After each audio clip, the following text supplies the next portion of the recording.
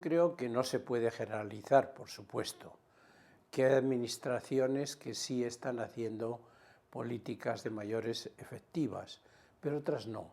Y desde luego ninguna hace todo lo que se puede hacer. Yo destacaría que quienes más políticas están haciendo de cercanía son los ayuntamientos, porque son las administraciones cercanas.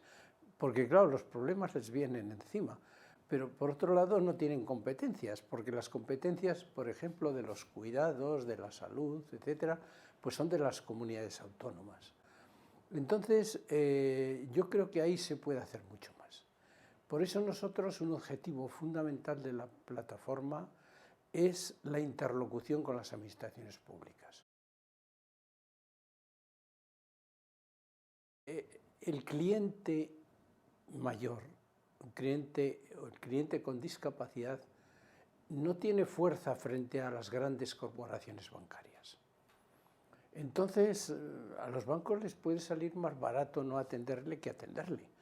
Entonces es importante que haya una autoridad independiente donde se pueda acudir, donde esa autoridad se entere de cuáles son las reclamaciones y que se resuelvan sin necesidad de ir al juez. Es decir, y esto es un tema urgente, que se está además estos días negociando en el Congreso. También hemos hecho un decálogo de cuáles son, que lo hemos basado en un acuerdo que hicieron hace un año exactamente las patronales bancarias con el Ministerio de Economía, que fue un acuerdo como de buenas relaciones, pero que no era obligatorio. ¿Entiende? Entonces se tiene que haber.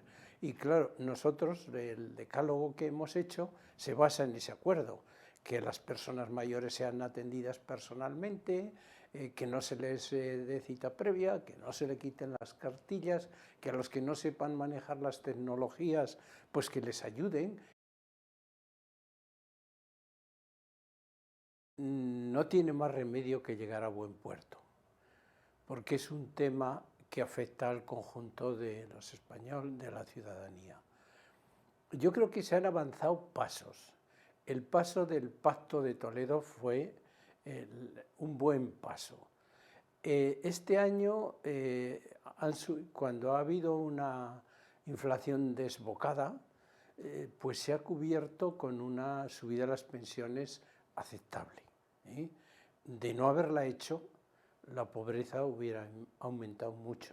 Ahora mismo se están discutiendo, ahí nosotros entramos, pero no somos los únicos protagonistas, porque es la negociación colectiva, lo que hacen los sindicatos, las asociaciones empresariales, los años de cotización que son necesarias para una pensión, todo eso.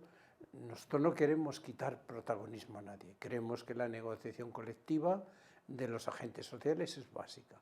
Pero bueno, sí defendemos que si el país crece económicamente, pues que hay que también ver que no solo hay que tirar de esa hucha que se hace con las cotizaciones, sino que en determinados colectivos y en determinadas situaciones también hay que hacer una solidaridad fiscal.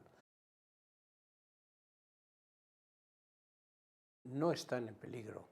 Lo que ocurre es que vamos a tener que trabajar mucho para que no estén en peligro.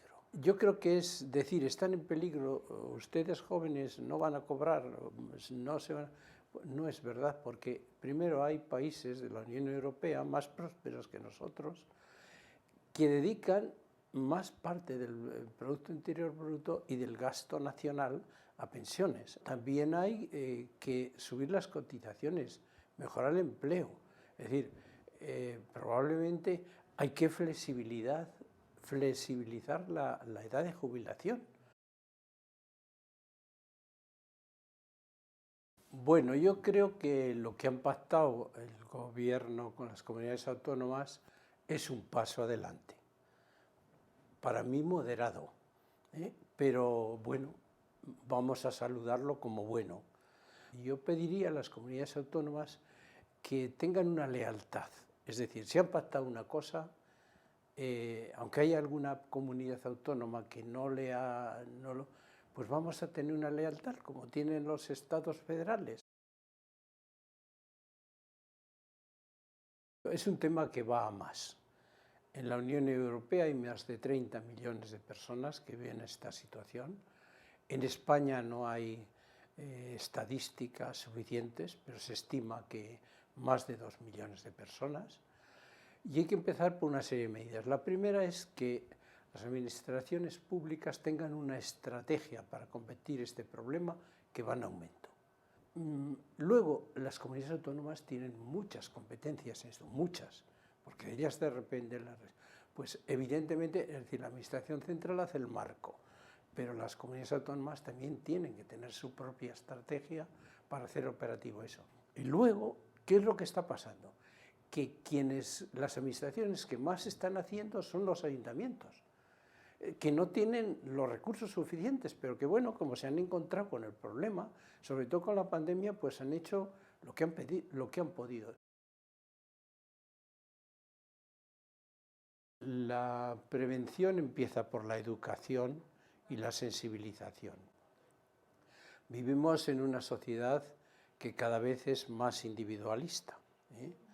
Hemos mejorado mucho, llegamos a viejos con buenas condiciones, pero muchas veces es el sálvese quien puede. Luego también otra forma de prevenir es que los servicios que hay al alcance faciliten esto. Hay muchas casas que no tienen ascensor,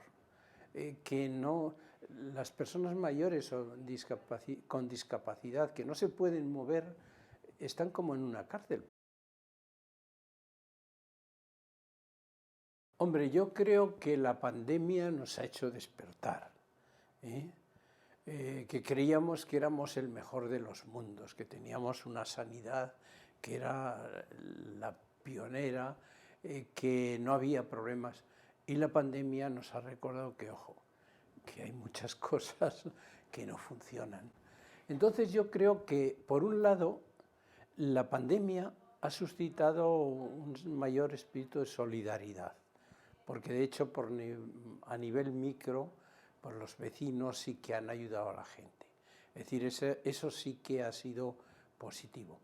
Pero los cambios de base que hay que hacer no se han hecho. Yo creo que el edadismo ha disminuido un poco, pero muy poco.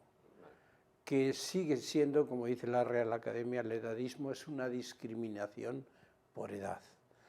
Y que la sociedad, la publicidad y muchos elementos de la sociedad de consumo incitan más bien al individualismo que a la solidaridad.